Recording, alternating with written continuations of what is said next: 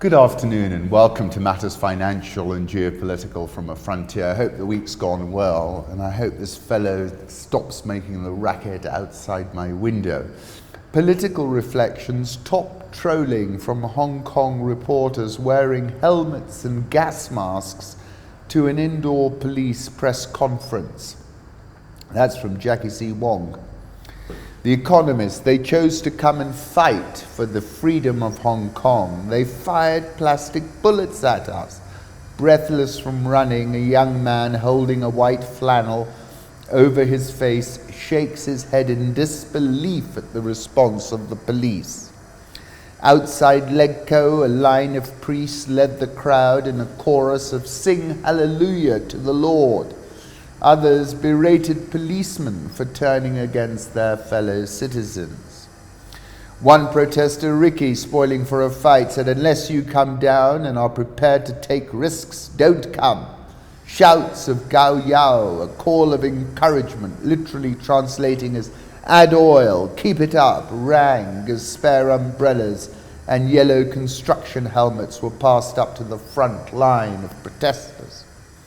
Around 4 p.m., protesters barged their way past police lines into the Legco building.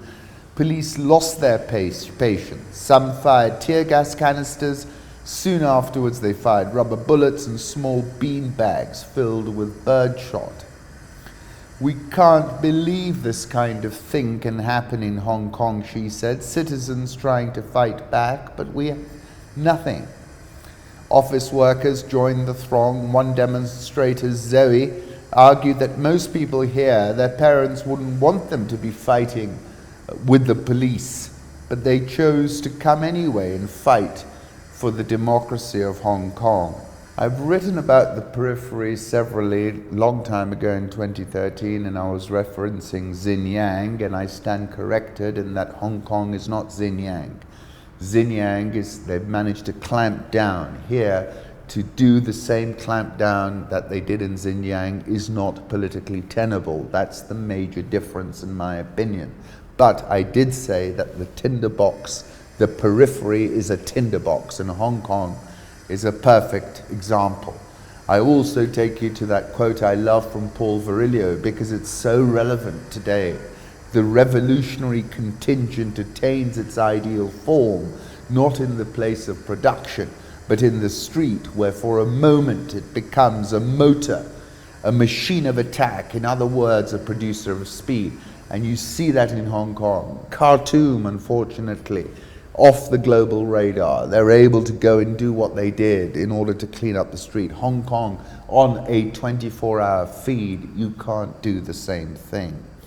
This week's Economist cover says it all with a striking image, which now brings me to a very interesting piece in Bloomberg. Xi assailed on all fronts as Hong Kong adds to Trump pressure. For most of the last 6 years, Xi Jinping has been largely free to define the terms of his rule. But with challenges piling up from the US trade war to mass protests in Hong Kong, his presidency is increasingly being dictated by events. Events, dear boy, events. Harold Macmillan, I think.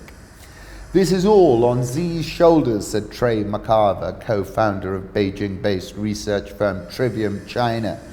"Xi has personally said he would handle relations with the United States, and at this point he has failed. Those relations are spiraling out of control." In the worst case scenario, it would make it more difficult for Xi to back down. He would be seen as bowing to political pressure from Trump, from the administration, which is very difficult for him, given the standoff they've already embroiled in over the trade relationship.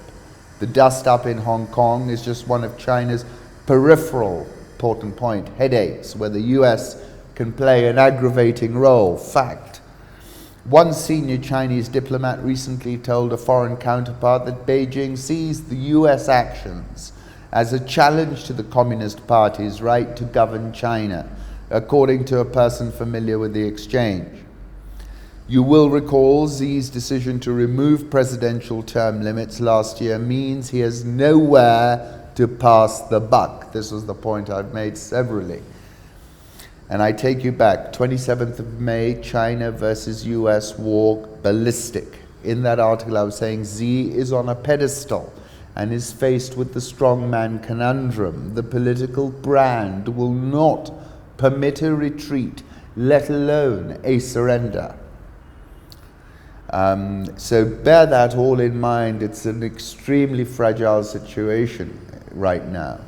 XPBOC head warns trade war could trigger competitive devaluation. The US-China trade war could trigger competitive currency devaluation across the globe and disrupt the financial order, China's former central bank Zhu Zhuqian said on Friday. He also said China should tap other markets because its exports to the US are set to fall as a result of the tensions. That could take about 2 to 3 years. And in the meantime, China may suffer from export losses that could put pressure on the yuan, he said without elaborating. And that's what I wrote in that article in May. If it all turns ballistic, as is my baseline scenario, and admittedly I was more negative before everybody else, then this is going to fly through 7 like a hot knife through butter. And they're going to use the currency as a way of pushing back. And if they do that, they're going to be pushing out an open door. It's clear that directionally money wants to leave China. And a great deal, in my opinion, of the 2019 surge in Bitcoin is surely correlated to Chinese flight capital. Therefore, my prediction is that when the currency slides, it's going to slide real quick, and dollar call options are an interesting risk-adjusted trade.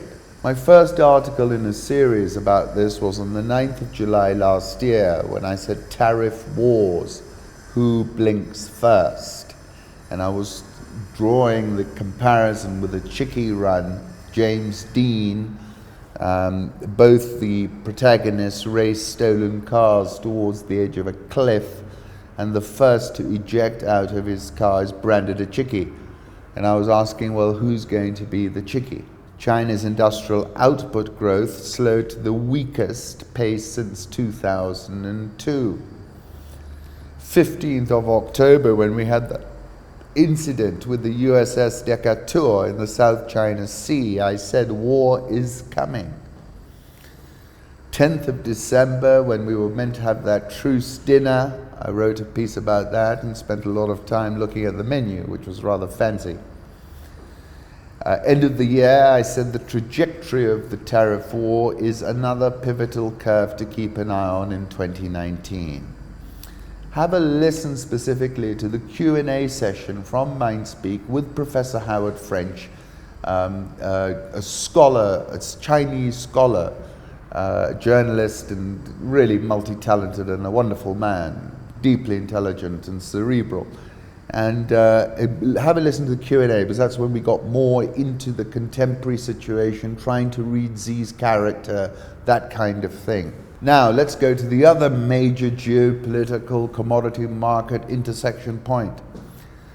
Oil, funnily enough, after all the events that we've seen happen this week, is set for a weekly drop as tanker attacks can't dispel trade woes. So we're down about just less than 0.5% at the moment today. And obviously we've had a very big correction, more than about 24% from the top.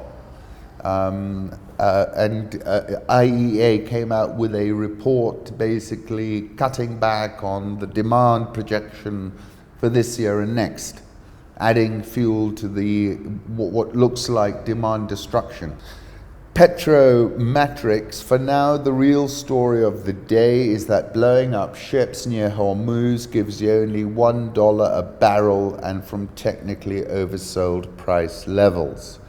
Fair point. So the thing is, the macro gale force wind is to push oil lower. However, and this is a Brent crude chart from T Commodity, this is the point, freight rates are now rising over Middle East security concerns, and this is the point. It is the freight rate insurance levels that are the key variable in this whole equation.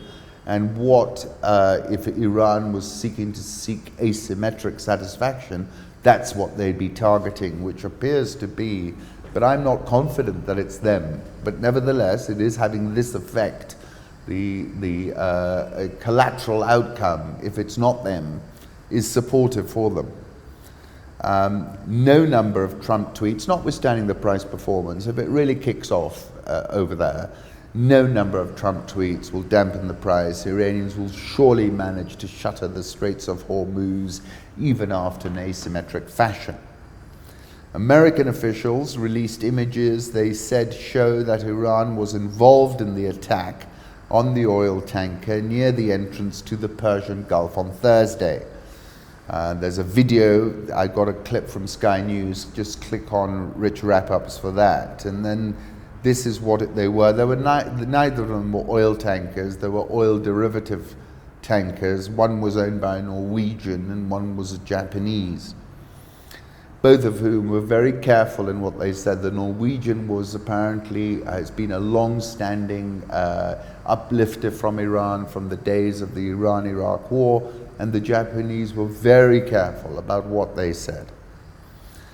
Now, Lowy Institute, which is an Australian think tank, typically in line with US thinking, is not in this article saying Oman credibility gulf will test the White House. Gulf of Tonkin comes to mind. For the US to directly accuse Iran of attacking oil tankers just outside the heavily congested, economically critical and strategically vital waters of the Persian Gulf, well, it ought to be a big deal, a really big deal. And the writer's asking why it isn't.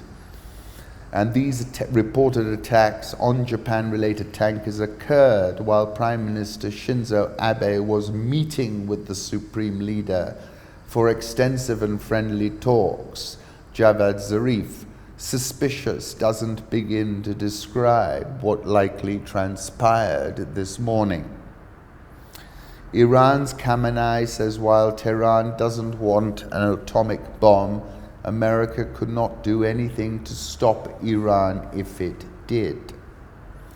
To Abe, Khamenei, we have no doubt in Abe Shinzo's goodwill and seriousness. But regarding what you mentioned from the US president, I don't consider Trump as a person deserving to exchange messages with. I have no response for him and will not answer him.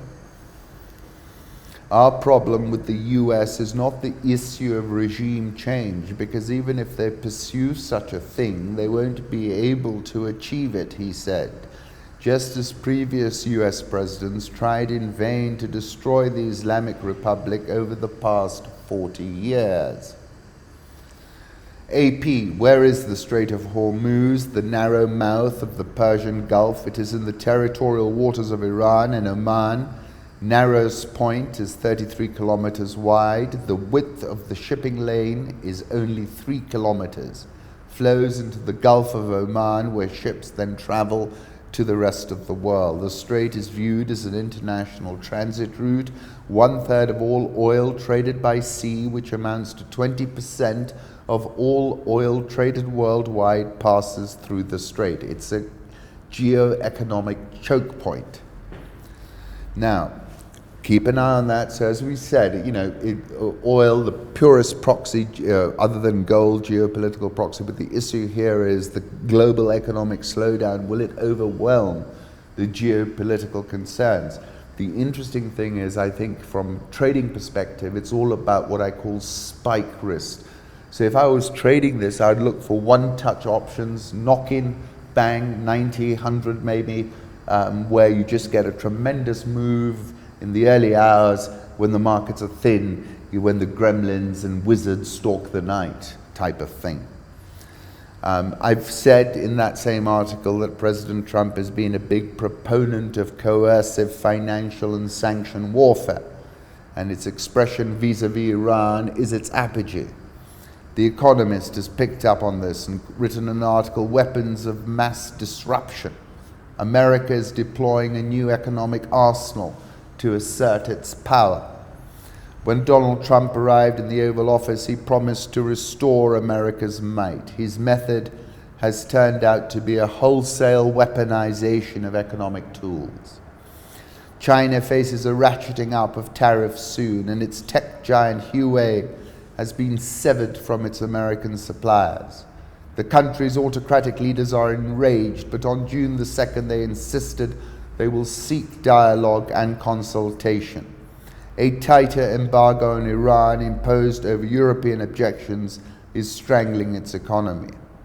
88% of currency trades use greenbacks. Across the planet, it is normal to use a Visa card, invoice exports in dollars, sleep beside a device with a Qualcomm chip, watch Netflix, and work for a firm that BlackRock invests in. And basically what they're saying is that he's gone way too extreme, and it's now becoming counterproductive. And he's been so effective in Iran, and I call that the apogee of this weapons of mass destruction strategy of his. And that's why I quote Hunter S. Thompson, there is no honest way to explain it, because the only people who really know where it is are the ones who have gone over, and Iran is at that edge. But I did say in that article, if the US thinks that Tehran will just roll over, which appears to be the case, then they're exhibiting the same deluded ideas they exhibited a day before the peacock throne was plucked. And I said Iran is a geopolitical bleeding edge. The Daily Beast is calling President Trump's admission that he would accept assistance from a foreign power to win an election. This interview was with ABC, and I actually thought it was quite a clever move, because it's very obvious that he did, and that his son did as well. But the Daily Beast is saying there was no fifth dimensional chess move. It was the commander-in-chief saying the quiet, treasonous part out loud. Correct. And I think tactically it's interesting that he chose that moment to do it. My piece goes back to December 2016, when I was writing about this and saying, hindsight will surely show that Russia ran a seriously sophisticated program of interference, mostly digital, in support of Trump. And I said in that article, the first thing is plausible deniability. He's got his son in between. And I said the second thing is non-linearity, and there's plenty of zigzag and non-linearity in that equation. I think we would agree. She shouted, "Kill him, the dog, he doesn't deserve to live," according to Le Point magazine.